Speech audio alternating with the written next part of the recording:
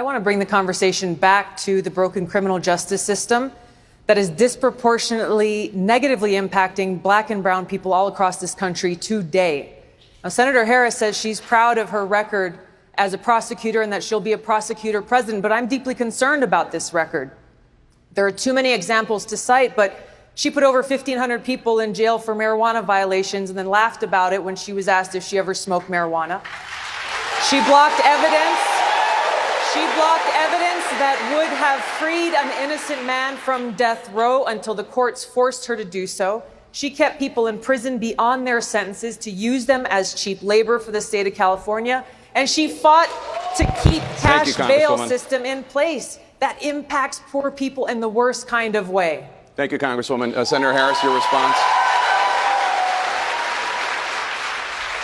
As the elected Attorney General of California, I did the work of significantly reforming the criminal justice system of a state of 40 million people, which became a national model for the work that needs to be done. And I am proud of that work.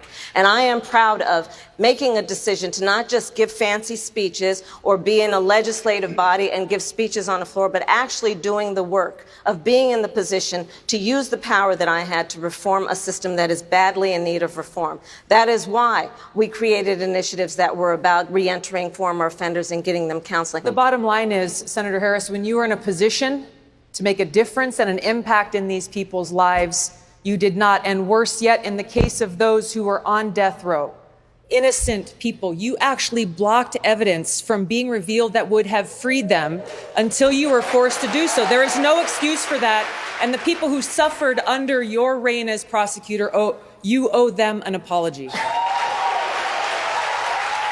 Our Democratic Party, unfortunately, is not the party that is of, by, and for the people.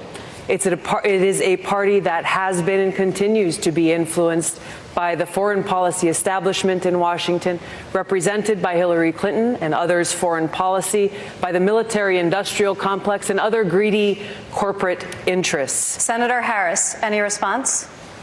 Oh, sure.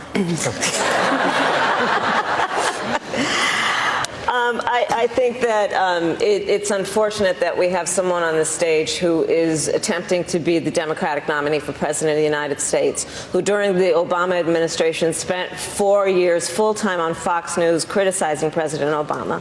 That's who ridiculous, has spent full-time criticizing people on this stage as affiliated with the Democratic Party. When Donald Trump was elected, not even sworn in, buddied up to Steve Bannon to get a meeting with Donald Trump in the Trump Tower, fails to call a war criminal by what he is as a war criminal, and then spends full time during the course of this campaign, again, criticizing the Democratic Party. What we need on the stage in November is someone who has the ability to win. And by that, we need someone on that stage who has the ability to go toe-to-toe with Donald Trump, and someone who has the ability to rebuild the Obama coalition and bring the party and the nation together. I believe I am that candidate. Thank you, Senator. Yes. Congresswoman Gabbard, I'll give you a chance to respond. What Senator Harris is doing is unfortunately continuing to traffic in lies and smears and innuendos because she cannot challenge the substance of the argument that I'm making, the leadership and the change that I'm seeking to bring in our foreign policy, which only makes me guess that she will, as president, continue the status quo, continue the Bush-Clinton-Trump foreign policy of regime change wars, which is deeply destructive